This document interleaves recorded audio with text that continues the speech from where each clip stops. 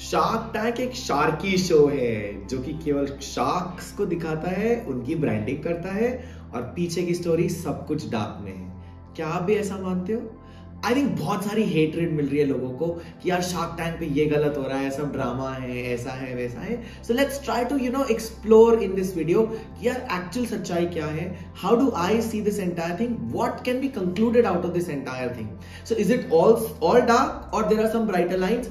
That's what we're gonna do in this video. Let's start.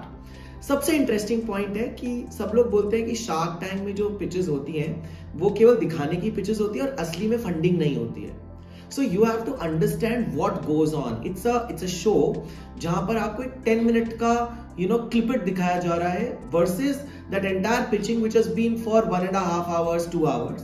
और आप कभी भी किसी इन्वेस्टर के पास जाएंगे, I also run an angel network where we help startups to raise money. Answer बहुत सिंपल है।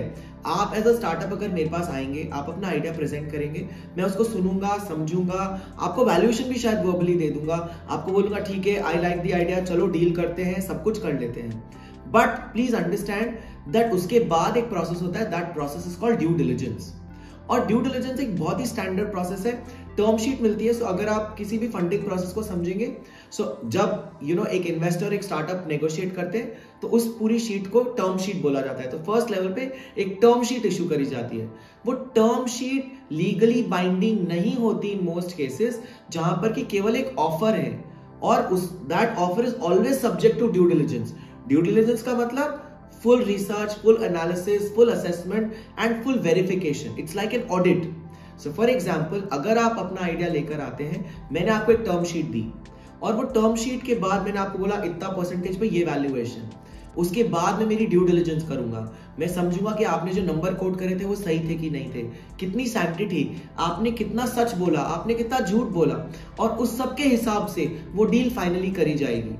सो yes, there are deals which are finalized in the Shark Tank that you see and say, oh, it's a deal, but it may not go through, and it is not going to go through ever.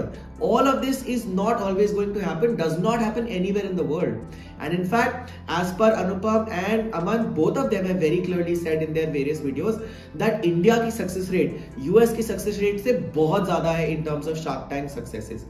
So yes, of course, you will find probably 50-60% of the deal will finally go through and others will not go through. So do not get disheartened and say, अच्छा Shark Tank पे तो deal हुई थी but असली में नहीं हुई. Of course, there's another side to the story, and that story is that हम Shark Tank के शो पर क्यों जा रहे हैं? Shark Tank is a show, and if it's a show, it's a show. वहाँ स्टार्टअप भी टीआरपी के लिए जा रहा है और शार्क भी टीआरपी के लिए जा रहे हैं. It's a TRP session of course, and इसमें कोई डिनायल नहीं है. बट आप ये समझो कि जितने भी स्टार्टअप वहां पे जा रहे हैं, उन्होंने फंडिंग ली या ना ली, उनको उस टीआरपी का जो फायदा मिला वो उस फंडिंग से कहीं गुना ज्यादा था. So I know personally so many startups and I can feel proud that every season I have multiple startups which have gone to the Shark Tank Shark Tank and actually won funding or not won funding. But जिनको funding नहीं मिली वो लोग भी actually जाकर के बहुत सारा business बटोर के लाए, because now they become a national sensation.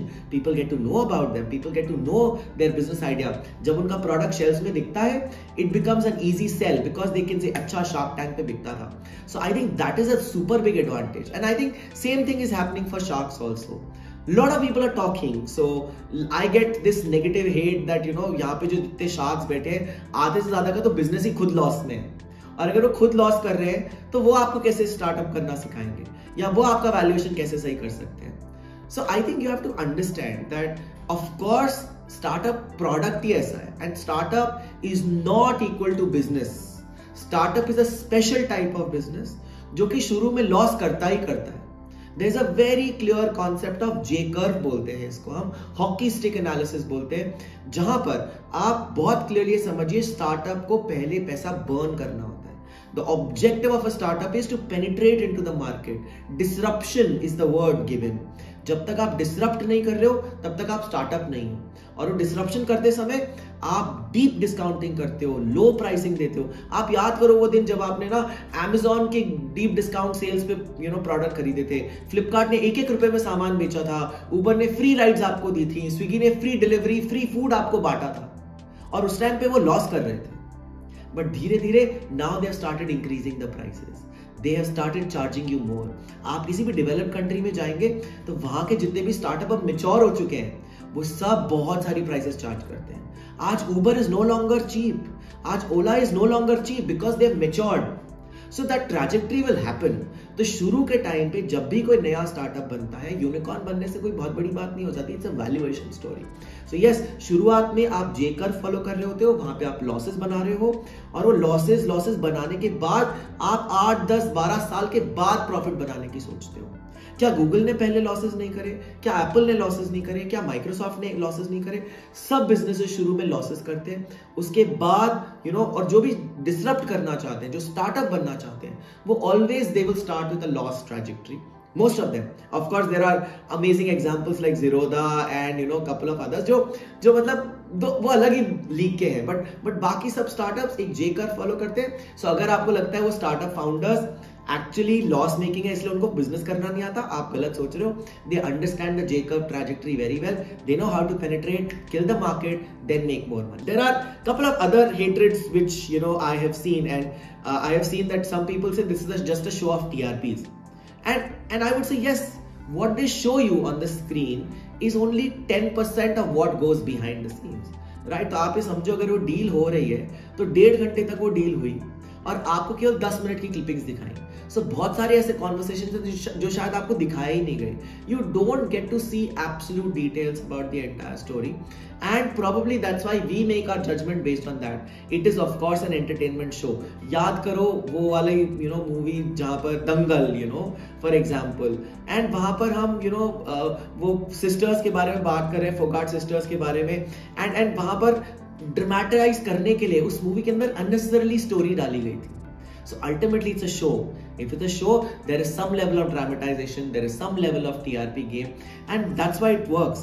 So आपको भी एक चीज समझनी पड़ेगी that you have to be aware and take it with a pinch of salt. थोड़ा बहुत शोबाजी तो होगी, so please enjoy the show, have fun and give Shark Tank some break sometime.